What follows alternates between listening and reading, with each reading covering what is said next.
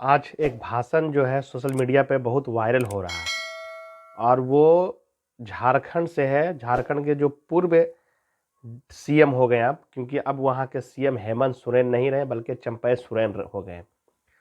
जब विधानसभा में आज फ्लोर टेस्ट का दिन था और फ्लोर टेस्ट के दौरान इनको मौजूद वहाँ आदेश यही हुआ कि उनको भी मौजूद रहना है हेमंत सोरेन को।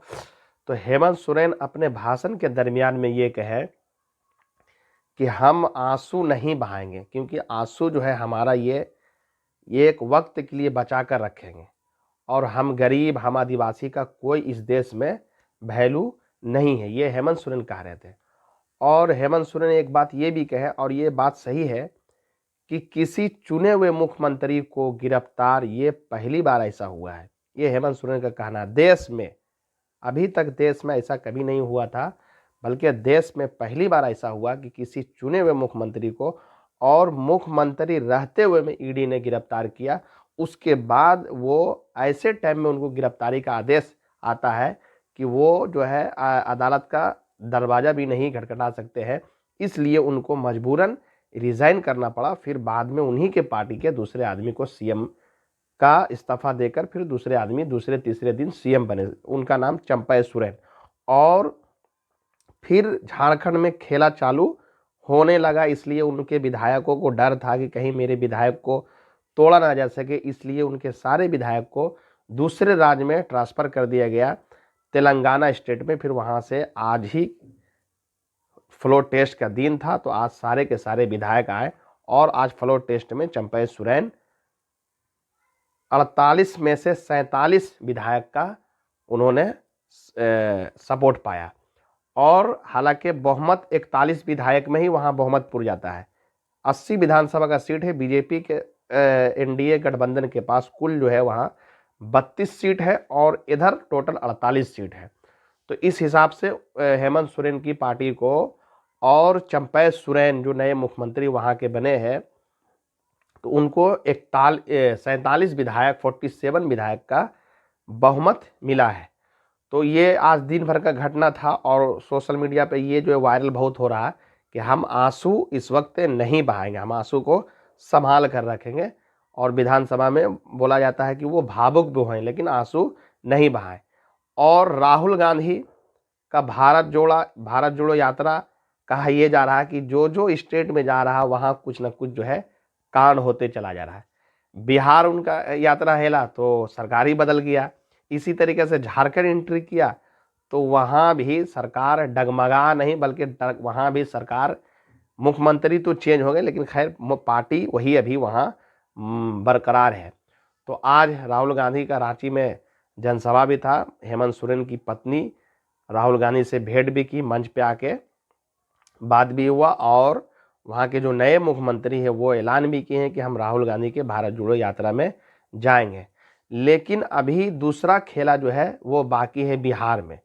बिहार में एक तरफ कांग्रेस अपने विधायक को, जो कि बिहार में इस वक्त कांग्रेस के पास टोटल 19 विधायक है, 19 में से 16 विधायक को दूसरे जगह शिफ्ट कराया गया हैदराबाद में। उनको एक को वहाँ से निकाला गया, दूसरे वहाँ शिफ्ट कराया गया हैदराबाद में। और एक विधायक यहाँ अभी कांग्रेस के बचे हुए, वो कह रहे हैं कि हम किसी कारण से हम नहीं जा सके, हमारे में कोई टूट नहीं है। लेकिन जदयू के नेता अशोक चौधरी, जो कि पहले वो भी कांग्रेस में ही हुआ करते थे, और वो बहुत दावा से कह रहे हैं कि खेला तो हो गई, अभी खेला होना बाकी है। इधर तेजस्वी यादव कह रहे हैं कि हमारे जदयू के विधायक हमारे संपर्क में है, फ्लोर टेस्ट 12 तारीख को फ्लोर टेस्ट होगा, उस दिन पता चल जाए कि ओरिजिनल में जदयू की कितना विधायक जो है हमारे संपर्क में है। तो इस तरीक़े से कांग्रेस को डर सता रहा था अपने विधायक को तोड़ मोड़ के, तो वो जो है हैदराबाद में शिफ्ट कर दिया गया है। तो अभी 16 विधायक उनके वहाँ मौजूद है, एक यहाँ है और एक का जो है वो अभी एक भी यहीं है, बिहार में ही है।